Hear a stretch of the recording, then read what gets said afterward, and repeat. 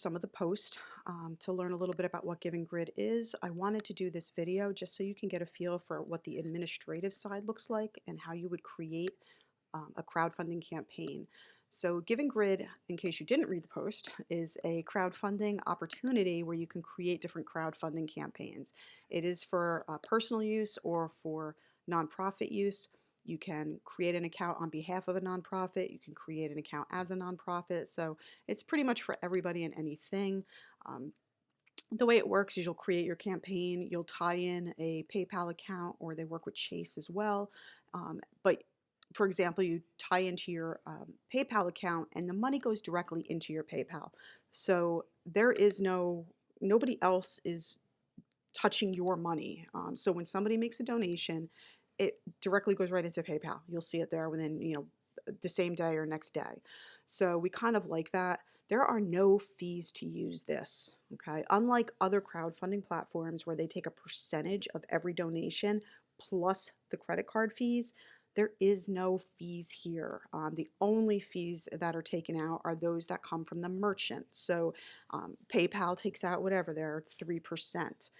But with that said, make sure PayPal knows that you are a nonprofit organization if you are in fact a registered 501c3, because they do take out less if you are a nonprofit. So please make sure you have your PayPal set up as a nonprofit organization. So again, no fees. You raise your money. If you raise $500, then you'll get 500 less the 2 or 3% that PayPal takes out. There's no other things taken out.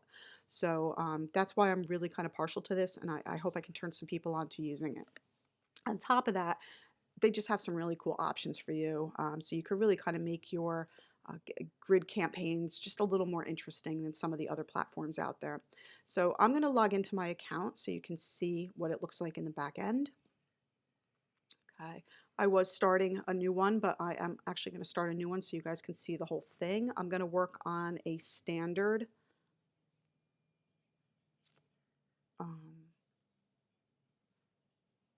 campaign. We're do animal related, 11th hour rescue. I'm just going to choose that because that's one I know and love.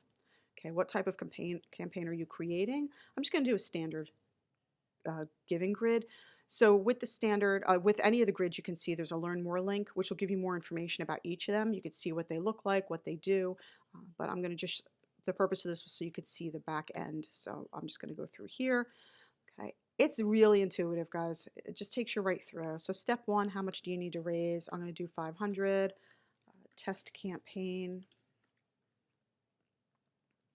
Okay, you can add or edit your organization info. You can upload your logo, add a little overview, organization name, address. I would highly recommend an EIN number if you are in fact a nonprofit, just so people feel more secure. Okay. Once step one is done, you go to step two. You can upload some images. You can actually link to a video, or so you can have a video on your page. Save and continue. Okay. Overview. This is where you're telling why you want your donations. Like, what do you need them for? This should be storytelling at its finest. And if there's one thing I recommend to nonprofits is to make sure you have somebody on your team who can be a compelling storyteller. How they word this is critical to improving your donations. So I'm just going to put test in here for now. Test for now. Save and continue. Then you get to choose your icons that you want the page to show. 11th Hour Rescue is a dog and cat facility. I'm going to actually use this. And these are the icons that are going to show up in the little blocks on the GivingGrid, but they have other options as well. And you can use none at all. So you click on this, you'll see how it looks. So you can see I've got all my little, every other one is a dog and a heart. So I'll go back to that. So you can take a look at all the different examples if you want. We could do this one, the heart with the ribbons. That's how that one would look. So you can kind of play a little bit, see which one appeals to you. Save and continue. This is where you're going to connect to PayPal. Okay, I'm not going to do that here just because I don't want to connect it to my PayPal. And you can do different settings. Like there's settings here as well if you need to make some changes or see things overall. Okay, now the settings also for the grid, you can choose two different kinds. You could do blank squares or you can do preset squares. The blank squares will allow a donor to enter the amount they want to donate. The preset squares will have you inputting donation amounts that you want. And then you can customize these with different colors and things. So you can really make this kind of your own. And once you're done, you can just click launch, but they do have a little feature here, pre-launch checklist. You might want to check that. The team at GivingGrid really wants you to succeed, so they're giving you these tips for a reason. And if you do get stuck, you could just reach out to them for help. Some of the other options in here, okay, so you got some general settings. Okay, so there's all these different options in here, and you should really go through them all to get familiar with them.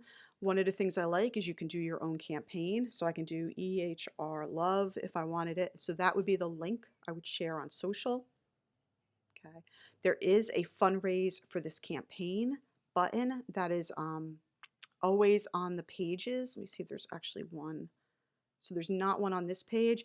Somewhere in here, there would be a fundraise for us or fundraise on our behalf where your users or supporters can click that, create their own campaign, which will feed to yours, okay, which is really cool. So if you don't want it shown, then you could just click here. Okay, I'm gonna leave it unclicked. Let me see if view campaign will show it. Oh, save changes.